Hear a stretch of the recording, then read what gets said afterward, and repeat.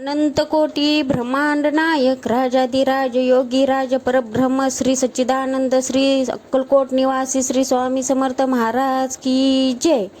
हे स्वामी भक्तांनो, आपले या चॅनेलमध्ये खूप खूप स्वागत आहे।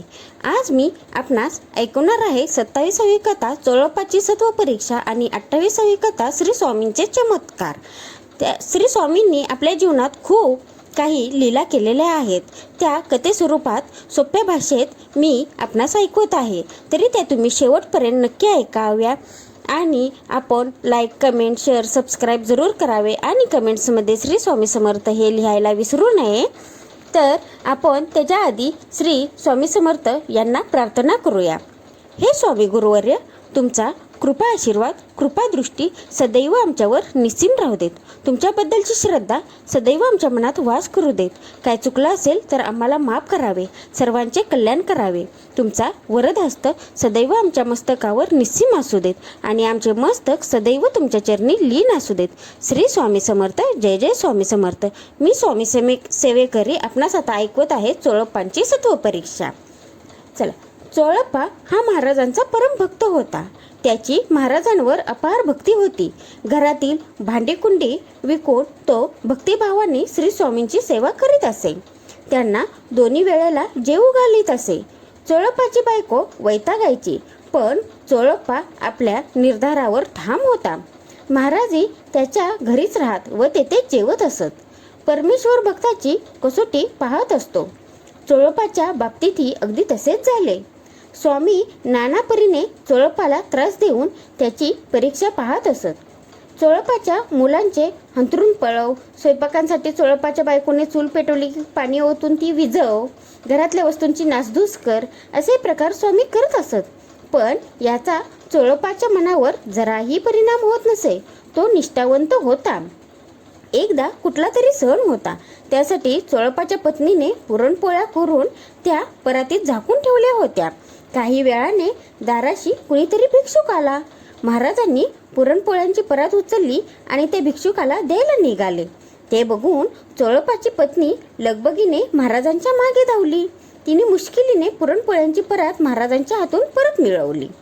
दारी आलेल्या याचकाला एक पुरणपोळी देऊन त्याची रवानगी केली। एकदा महाराज काही कारणाने संतापले होते। रागाच्या भरात महाराजांनी घरातल्या लोकांना काठीचा धाक दाखवून घराबाहेर काढले। सारेजण घरासमोरच्या झाडाखाली पारावर बसले। परोपरीने समजावून देखील महाराजांचा राग जात नव्हता। चोळप्पाचा मुलगा कृष्णा हा देखील स्वामी भक्त होता। त्यानेही विनवणी केली, पण तरी महाराजांचा राग गेला नाही। चोळप्पा काही कामानिमित्ताने बाहेर गेला होता। त्याला ही घटना माहीत नव्हती। दुपारी तो घरी परतला तेव्हा त्याला ही घटना समजली। मध्यान्हाची वेळ झाली तरी चोळप्पाचे कुटुंबीय घराबाहेरच होते। भुकेने सारे व्याकुळ झाले होते, पण स्वामी कुणाला घरात घुसू देत नव्हते। चोळप्पा लगबगीने स्वामींच्याकडे गेला, पण स्वामी त्यालाही जुमानत नव्हते। हातपाय जोडून विनवणी करून चोळप्पाने श्री स्वामींची समजूत काढली। तेव्हा कुठे स्वामींनी सर्वांना घरात येऊ दिले। एकदा स्वामी आपल्या नादात झपझप चालत अक्कलकोट नजीकच्या एका कोसावरील बसावूर नावाच्या गावाकडे निघाले होते। चोळप्पाही त्यांच्या मागोमाग जात होता। काही अंतर चालून गेल्यानंतर स्वामींच्या ते लक्षात आले। त्यांनी चोळप्पाला हाकलून दिले, पण चोळप्पा परत त्यांच्या मागे मागे जाऊ लागला। चोळप्पाचे एक वैशिष्ट्य असे होते की जिथे जिथे स्वामी जात असत तिथे तिथे तो त्यांच्या मागे जात असे। चोळप्पा ऐकत नाही हे पाहून स्वामी चिडले। 2-4 शिव्या देऊन ते चोळप्पाला म्हणाले, अरे आम्ही साधू संन्यासी आहोत, आम्ही कुठेही जाऊ कुठेही राहू, तुला काय करायचे आहे? आमच्या मागे मागे कशाला येतोस? चल जा इथून, चालता हो। नाही जाणार, चोळप्पा निर्धाराने म्हणाला। मी घरदार सोडीन, कुटुंबियांचा त्याग करीन, पण तुम्हाला सोडून कुठेच जाणार नाही। ते ऐकून स्वामींना त्याची दया आली। त्यांच्या सत्व परीक्षेत चोळप्पा उत्तीर्ण झाला होता। आपल्या पायातल्या खडावा काढून चोळप्पाच्या अंगावर भिरकावून स्वामी म्हणाले, या घे आमच्या खडावा, त्या घरी नेऊन त्यांची पूजा कर, त्यातच तुझे कल्याण आहे, जा आता। महाराजांच्या पादुका घेऊन चोळप्पा घरी आला। देवाऱ्यात त्याने पादुकांची स्थापना करून भक्तिभावाने त्यांची पूजा करू लागला। गावभर ही वार्ता पसरली। अनेक सेवेकरी आपले दुःख दूर व्हावे म्हणून स्वामींच्या पादुकांच्या दर्शनाला येऊ लागले. त्यांची दुःखे दूर होऊ लागली. ते बघून चोळप्पाही समाधानी व्हायचे. अशा प्रकारे ही चोळप्पाबद्दलची कथा सोप्या भाषेत सांगितलेली आहे. आता आपण ऐकूया 18वी सवी कथा श्री स्वामींचे चमत्कार. भक्तवत्सल श्री स्वामी समर्थ अनेकदा अनेक चमत्कार करत असत. श्री स्वामींनी केलेले ते चमत्कार बघून भक्त सेवेकरी आश्चर्यचकित होत असत. एकदा श्री स्वामी भल्या पाटेस फिरायला निघाले. त्यांच्याबरोबर चोळप्पाही होता. दोघेही फिरत फिरत गावाच्या बाहेर आले. सकाळची वेळ होती. प्रसन्न वातावरण होते. त्यामुळे खूप बरे वाटत होते. गावाच्या बाहेर एक छोटेसे श्रीराम मंदिर होते. त्या मंदिरासमोर एक पार होता. पाराच्या झाडावर अनेक पक्षी चिवचिवत होते. महाराज त्या पारावर जाऊन बसले. काही वेळाने झाडावरचे पक्षी उडून गेले, पण एक चिमणी मात्र एका फांदीवर चिवचिव करीत बसली होती. महाराजांनी त्या चिमणीकडे पाहिले आणि तिला उद्देशून म्हणाले, अगं ये चिमणे, हे बघ, आम्ही काही कामे उरकून परत इथे येतो. तोवर आहेस तिथेच बसून राहा, कुठेही जाऊ नकोस. एवढे बोलून महाराज पारावरून उठून वेगाने चालू लागले. चोळप्पाला महाराजांच्या बोलण्याचे हसू आले. झाडावरची ती चिमणी, तिला कशाला महाराजांची भाषा समजणार, आणि समजली तरी ती कशाला त्या फांदीवर बसून राहील, असा विचार चोळप्पाच्या मनात आला. पायी पायी महाराज आणि चोळप्पा 1.5 ते 2 कोसांवर असलेल्या एका गावाला गेले. तिथेही महाराजांचे सेवेकरी होते. त्या सेवेकऱ्यांनी मोठ्या आदराने महाराजांचे स्वागत केले. त्यांची यथासांग पूजा करून आरती केली. महाराज गावात आल्याचे समजताच तिथे मोठी गर्दी जमा झाली.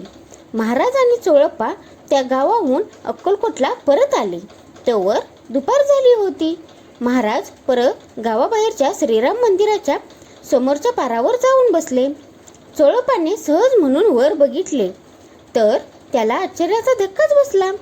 स्वामींची आज्ञा मानून झाडाच्या फांदीवर बसलेली ती चिमणी अजूनही तिथेच होती. चोळप्पाने महाराजांना ती चिमणी दाखवली. तेव्हा श्री स्वामी म्हणाले, अगं ये चिमणे, अगं दुपार झाली, तुला भूक नाही लागली का?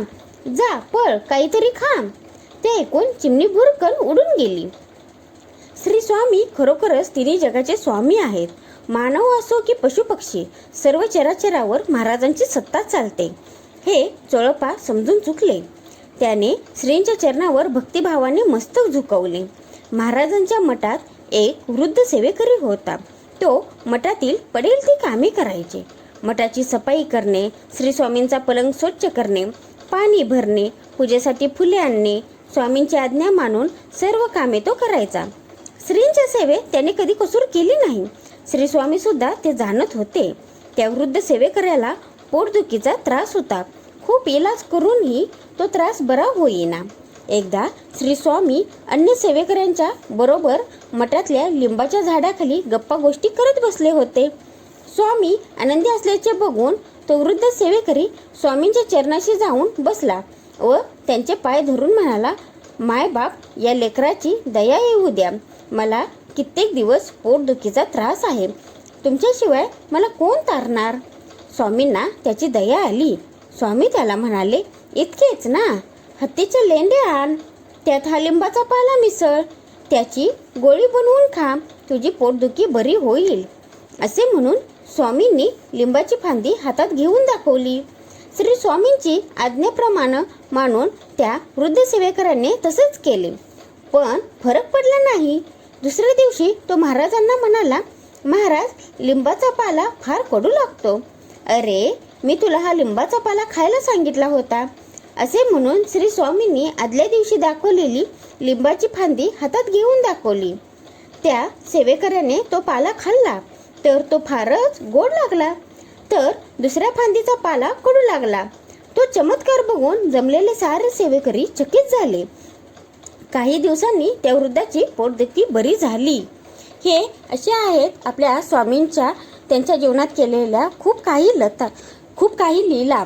तर त्या आपण भक्तिभावाने ऐकाव्यात, त्यांचे स्मरण करावे, त्यांचे नामजप नेहमी आपल्या मुखात असावे. त्याचबरोबर आपले जे काही वाईट विचार असतील किंवा काही वाईट सेवा असेल तसं करू नका तुम्ही काहीही. नाम जप मात्र त्यांच्या मुखात, आपल्या मुखात सदैव असू दे त्यांच्याविषयीचे. श्री स्वामी समर्थ हे काही अवघड नाही, ते उठता बसता चालता तुम्ही घेऊ शकता. श्री स्वामी समर्थ, श्री स्वामी समर्थ हे आपण मनातल्या मनातही म्हणा. कोण नसेल, काही नसेल, कुठे असाल तुम्ही एकट्या ठिकाणी, तर तुम्ही मोठ्याने म्हणा. त्यामुळे तुम्हालाही मनाला समाधान मिळेल. श्री स्वामी समर्थ हा जप सर्वांनी करावा हे मी कटाक्षाने सर्वांना सांगते, कारण त्याचा लाभ तुम्हालाच आहे. तुमच्या सर्वांचे कल्याण होणार हे मी आवर्जून सांगते. पण काही संकटे आले म्हणून थांबू नका. तुम्ही स्वामींवर पूर्ण विश्वास ठेवा. विश्वास हाच मेन पाया आहे, कारण संयम आणि विश्वास असावा स्वामींवर. त्यामुळे तुमची परीक्षा ते स्वामी घेतात. त्यात तुम्ही संयम आणि जर विश्वास ठेवला तर तुम्ही शेवटपर्यंत तुमचे कल्याण होते, तुम्हाला त्याचा लाभ होतो, घराचे कल्याण होते, सगळे मुलाबाळांचे सर्वांचे कल्याण होते. हे मी तुम्हाला सांगते, ते सर्वांच्या अनुभवातून, आमच्या अनुभवातून मी तुम्हाला सांगते. अशा प्रकारे आपण श्री स्वामींवर विश्वास ठेवावा, त्यांचा नामजप चालू ठेवावा. श्री स्वामी कृपातीर्थ तारक मंत्र तुम्हाला कसा वेळ भेटेल तसा म्हणला तरीही चालेल. असं काही नाही, नियम नाहीत, अटी नाहीत. तुम्ही तसं करू नका. फक्त अंतकरणाने मनापासून तुमचे श्री स्वामी समर्थ ही हाक येऊ दे म्हणा, हे मी तुम्हाला आवर्जून सांगते. आजची केलेली सेवा मी श्री स्वामी चरणी अर्पण करते. काय चुकलं असेल तर त्यांनी मला माफ करावं. त्याचबरोबर आपण सर्वांनी श्री स्वामी समर्थ हे जरूर म्हणावे. श्री स्वामी समर्थ. जय जय स्वामी समर्थ.